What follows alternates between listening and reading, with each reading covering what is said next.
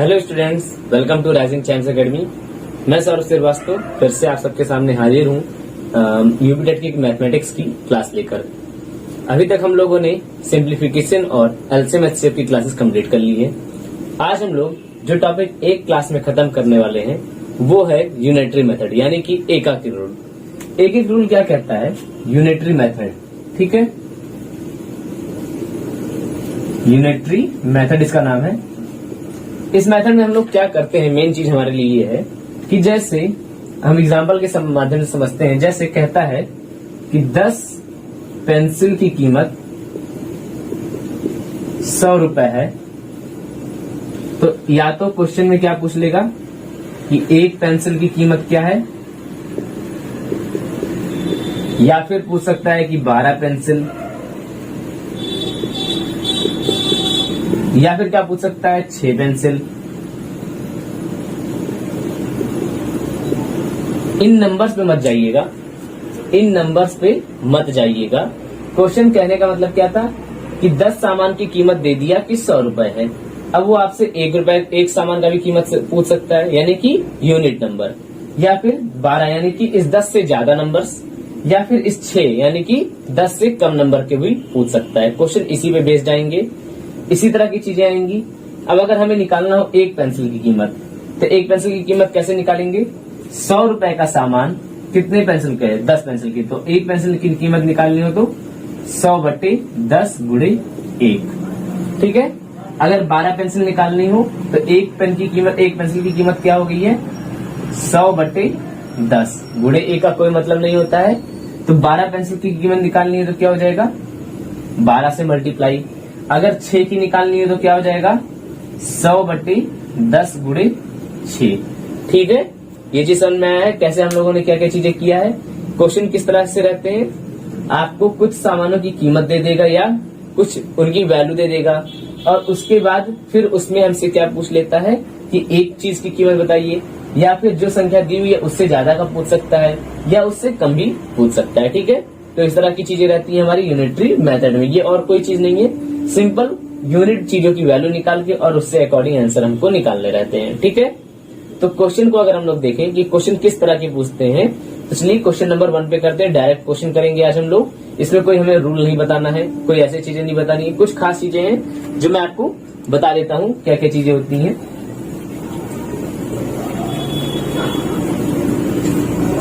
इसमें जो याद करने वाली चीजें होती हैं वो क्या होता है? कन्वर्जन। जैसे 1 केजी में क्या होता है? 1000 ग्राम होता है, ये चीज याद करना चाहिए हमें। 1 किलोमीटर में क्या होता है? 1000 मीटर होता है। 1 मीटर में क्या होता है? 100 सेंटीमीटर होता है। 1 सेंटीमीटर में क्या होता है? 10 मिलीमीटर होता है, ठीक है। और क्या चीजें हमें नोट करनी चाहिए? क्या है? 1 रुपए में क्या होता है? 100 पैसे होते हैं, ठीक है। इस तरह की कुछ खास चीजें होती हैं जो हमें याद करना होता है। फिर 1 डजन, यानी कि जिसे हम लोग हिंदी में क्या कहते हैं? दर्जन। 1 दर्जन की बात करते हैं तो क्या होता है? इसका मतलब 12 की बात कर रहा है। अगर हम कहते हैं 1 दर्जन केले तो क्या आंसर आएगा? 12 केले। अगर हम कहें 1 दर्जन संतरे तो क्या आंसर आएगा? 12 संतरे, ठीक है। तो यही सारी चीजें हमें याद करनी रहती है। इसमें कन्वर्जन रेट याद करनी रहती है, ठीक है। तो और इसी पे बेस्ड हमको फिर आगे क्वेश्चंस करने रहते हैं। तो इसको आप लोग नोट करना चाहें तो नोट कर लीजिए, नहीं नोट करना याद है तो अच्छी बात है। तो हम लोग सीधे सीधे क्वेश्चन नंबर 1 पे चलते हैं। क्वेश्चन नंबर 1 आपकी स्क्रीन पे आ चुका है। क्वेश्चन क्या कह रहा है? एक पेंसिल की कीमत कितनी है? 2.5 रुपए है। यदि 1.5 दर्जन पेंसिल खरीदता है कौन? अमित, तो दुकानदार को 100 रुपए का नोट देता है तो उसे कितने रुपए वापस मिलेंगे? तो सबसे पहले जो चीजें हमें दी हुई हैं उसको नोट करते हैं। तो सबसे पहले क्या दिया हुआ है? एक पेंसिल की कॉस्ट क्या है? डायरेक्टली हमें कुछ ऐसा तो है नहीं कि हमें एग्जाम देना है, आपको डिस्क्रिप्टिव लिखना है, तो समझने वाली लैंग्वेज यूज करते हैं। एक पेंसिल की कीमत कितनी है? 2.5 रुपीज, ठीक है। फिर कह रहा है क्वांटिटी कितनी है टोटल? तो ये कह रहा है 1.5 दर्जन, यानी कि 1.5 डजन पेंसिल, ठीक है। 1.5 दर्जन पेंसिल की बात क्या मतलब क्या होता है, ये होते हैं यानी कि 1.5, और मैंने अभी आपको क्या बताया, एक दर्जन अगर बात करता है तो उसमें होता है कितना, 12 का मतलब क्या हो जाएगा, 1.5 into 12 pencil is equal to कितना हो जा रहा है, 18 पेंसिल। ठीक है, तो क्वांटिटी कितनी है, 18 पेंसिल की, और एक पेंसिल की कीमत कितनी है, 2.5 रुपए। तो हम लोग पहले क्या करते हैं, कॉस्ट ऑफ 1.5 डजन पेंसिल की निकाल लेते हैं। तो क्या लिखते हैं, कॉस्ट, और आंसर चूंकि हमें पता है 18 पेंसिल है, तो 18 पेंसिल लिख देते हैं। ये कितना हो जाएगा, 18 क्वांटिटी है और कितने रुपए के हैं, 2.5। इसको मल्टीप्लाई कर लीजिए, 18 दिन हो जाता है हमारा 36, और आधा ऐड कर देंगे तो ये हो जाएगा 45, यानी कि 45 रुपीज हो जाएंगे किसके, ये 45 रुपीज हो जाएंगे 18 पेंसिल की कीमत। ठीक है, यहां तक समझ में आया होगा। अब क्वेश्चन कह रहा है कि दुकानदार को अमित ने 100 रुपए का नोट दिया था, तो दुकानदार कितने रुपए वापस करेगा, तो कितने रुपए वापस करेगा, दुकानदार ने 100 रुपए दिए, दुकानदार को 100 रुपए मिले हैं, उसमें से वो 45 रुपए आपकी ने जो पेंसिल की कॉस्ट है उसको निकाल दिया, तो आंसर हो जाएगा कितना, 55 रुपीज। ठीक है, ऑप्शन आप लोग सामने दिख ही रहा होगा, टिक मार दीजिए, कितना आंसर आएगा इसका, 55। ठीक है, तो क्वेश्चन नंबर यही 1 वही था, एक बार फिर से समझा देता हूँ। एक पेंसिल की कीमत हमें बताई गई कितनी, 2.5 रुपए। ठीक है, 2.5 रुपए बता दी गई, और हमें कितनी क्वांटिटी दी गई थी पेंसिल की, 1.5 डजन। तो डजन का मतलब क्या होता है, एक डजन का मतलब 12, तो 1.5 डजन का मतलब 18, तो 18 क्या, पेंसिल। एक पेंसिल की कीमत 2.5 रुपए, तो 18 पेंसिल की कीमत 45 रुपए हो गई। और 45 रुपए अगर हमें देने हैं किसी दुकानदार को, हमने 100 का नोट दे दिया उसे, तो दुकानदार हमें कितना वापस करेगा, 55 रुपए। ठीक है, तो यही हमारा क्वेश्चन था, यही हमारा आंसर आ गया है, कितना, ₹45। तो आंसर आप ना टिक मार दीजिए। क्वेश्चन नंबर 2 की तरफ बढ़ते हैं। क्वेश्चन नंबर 2 क्या हमारा कह रहा है, एक संतरे का मूल्य कितना है, तो 2.5 रुपए इस बार भी है, और सामान कितनी चाहिए, 3.5 दर्जन संतरों का मूल्य क्या होगा। डायरेक्ट क्वेश्चन है, कोई इसमें झोलझाल नहीं है। तो क्या है, एक संतरा, इसकी कीमत कितनी है, 2.5 रुपए है। ठीक है, और टोटल कितना अमाउंट है, 3.5 दर्जन, यानी कि 3.5 दर्जन संतरा। इसका मतलब क्या हो जाएगा, 3.5 इंटू 12 इज इक्वल टू कितना हो जा रहा है, ये हो जा रहे हैं हमारे 42 संतरे, 42 संतरा हो जा रहा है। ये क्वांटिटी हो गई और ये कॉस्ट हो गया। तो सीधे सीधे क्या पूछा है, कीमत क्या होगी इन संतरों की, तो क्या आ जाएगा, 42 गुणे 2.5। ठीक है, तो 42 गुणे 2.5, तो ये कितना हो जा रहा है, 105। ठीक है, रुपीज 105 हो गया। ठीक है, तो इसको भी आप लोग टिक मार, सेम क्वेश्चन है जो हम लोगों ने पिछला किया था। एक संतरे की कीमत दिया था, 3.5 दर्जन संतरों की कीमत पूछा था, तो हम लोगों ने 3.5 दर्जन पहले निकाल लिए हैं कि कितना होता है, 42 हो गया, और 42 हो गया तो उसकी कॉस्ट कितनी हो जाएगी, ₹105। ठीक है, इसको सही से नोट कर लीजिए, ₹105। ठीक है, तो ये हमारा क्वेश्चन नंबर 2 था। फिर हम लोग क्वेश्चन नंबर 3 की तरफ बढ़ते हैं। क्वेश्चन नंबर 3 हमारा जो है वो एक लेवल ऊपर है। ठीक है, क्या है क्वेश्चन, एक संतरे का मूल्य 5 रुपए तथा 1 किलोग्राम सेब का मूल्य कितना है, 80 रुपए। तो 1.5 दर्जन संतरे और 1 और 3/4 किलोग्राम सेब का मूल्य कितना होगा। तो नोट करते चलते हैं। यहाँ पे हम लोगों ने नोट कर लिया संतरा। अब मैं आपको डायरेक्ट करके दिखाता हूँ कैसे हम लोग इसको मल्टीप्लाई किया फिर करते हैं। और यहाँ पे हो गया हमारा सेब। ठीक है, तो ऊपर में हम लोग क्या लिख रहे हैं, जो यूनिट इसकी है उसका मल्टीप्लाई कर उसका जो है कॉस्ट लिखेंगे। तो अगर एक संतरे की कीमत कितनी है, ₹5, और 1 केजी की कीमत यहाँ पे सेब की क्या है, ये है ₹80। क्लियर है ये चीज। अब क्वांटिटी क्या दे रहा है, क्वांटिटी यहाँ पे दे रहा है कितना, यहाँ पे दे रहा है 1.5 दर्जन संतरे। तो अभी 1.5 दर्जन की मतलब मैंने आपको बताया था 1.5 इंटू 12। अभी एग्जैक्ट हम लोगों ने आंसर नहीं लिखा, इतना लिख लिया। और यहाँ पे लिख रहा है 1 और 3 चौथा, यानी कि यहाँ पे क्वांटिटी कितनी है 1 और यहाँ पे 3/4 kg। अब इसको चेंज कर लीजिए, किसमें चेंज करेंगे 4 1 जा 4 प्लस 3 7/4 इंटू, अभी मैंने आपको बताया था 1 किलोग्राम की वैल्यू कितनी थी, इसको ऐसे लिख देते हैं 7/4 kg। ठीक है, कोई हमको चेंज नहीं करना है क्योंकि हमारा जो यहाँ पे वैल्यू दिया था वो भी किलोग्राम में था, तो 7/4 किलोग्राम हो गया। अब हमसे पूछा है कॉस्ट, कॉस्ट किसका पूछा है इन दोनों का, कि इतना संतरा हो गया, इसकी वैल्यू कितनी हो जा रही है 18, तो 18 संतरा और 7/4 किलो सेब, इसकी कीमत क्या होगी, तो क्वांटिटी इंटू रेट 18 × 5 ये हो गया संतरे की कीमत, प्लस यहाँ भी देखिए 7/4 था, तो 7/4 इंटू कितने की कीमत 80, इसको सॉल्व कर लीजिए, जो आंसर आए वही हमारा आंसर हो जाएगा 18×5 = 90, प्लस ये कितना हो जाएगा कट जाएगा 20, ये हो जाएंगे 140, ऐड कर लीजिए, ये हो जा रहा है हमारा 230, यहाँ पे लगा दीजिए सिंबल रुपए का 230, इसको जो भी ऑप्शन हो इसमें टिक कर लीजिए। क्लियर है ये चीज, सिंपल था, एक बार फिर से समझा देता हूँ।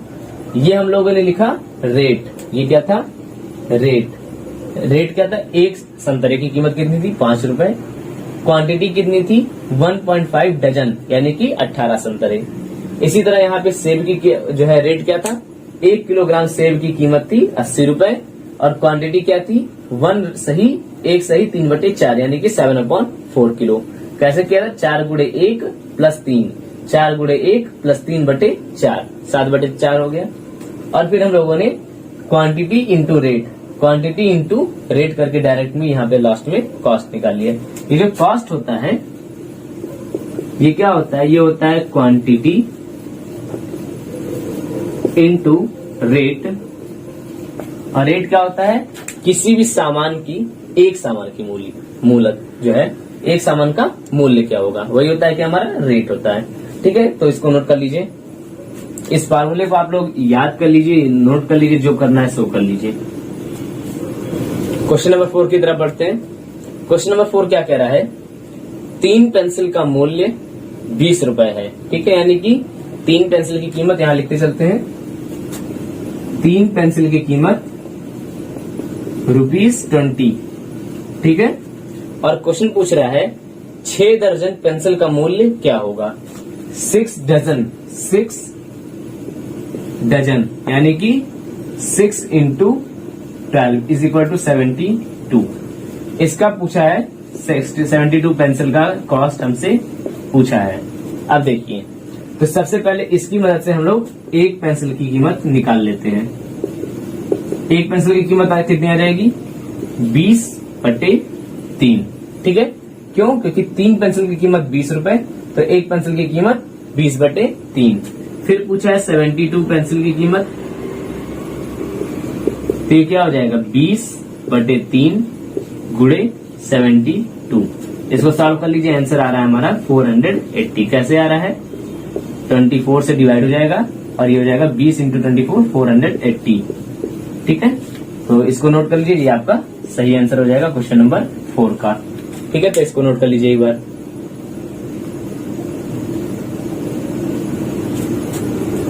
इसको एक बार रिपीट कर देता हूँ, थोड़ा सा इसमें कॉम्प्लिकेशंस हैं। कैसे हैं, यहाँ लिखा है 3 पेंसिल्स = ₹20 के, 3 पेंसिल है 20 रुपए की। जैसे हम कहते हैं कि 10 रुपए में 4 टॉफी, तो एक टॉफी की कीमत क्या होगी 10/4 होती है, या हम लोग कहते हैं पार्ले जी बिस्किट होती है।